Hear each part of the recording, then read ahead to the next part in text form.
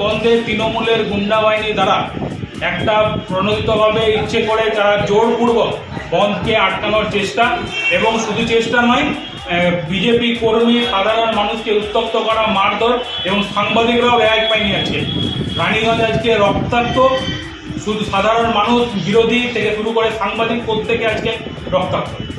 আপনাদেরকে কি হবে?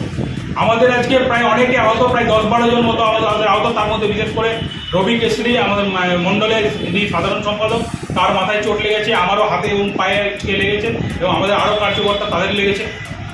এবং পুলিশ আজকে নীরব দর্শকের ভূমিকা পালন করছে। কি নাম আমরা? দেবজিৎ খান, প্রেসিডেন্ট, রানীগঞ্জ মণ্ডল।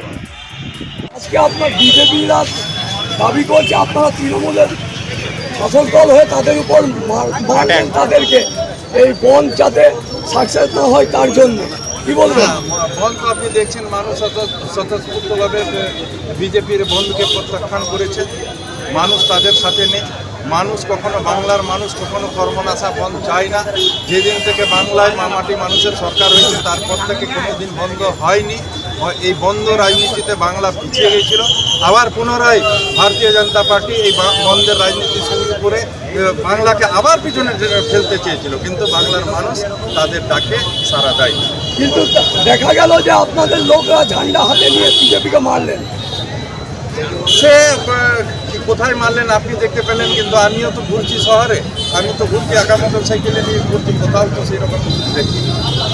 সাংবাদিকও অ্যাটাক হয়েছে।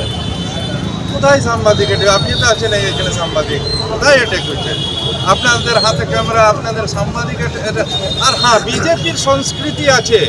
আমরা দেখেছি মহারাষ্ট্রে কীভাবে সাংবাদিকদের অফিস ঢুকে তারা হামলা করেছে। হয়তো বিজেপি জেলেরা ডান্ডা নিয়ে আপনারা হয়তো বাস্তব জিনিসটা তুলে ধরছেন, এই জন্য হয়তো ওরা করতে পারে, কিন্তু আমি দেখিনি।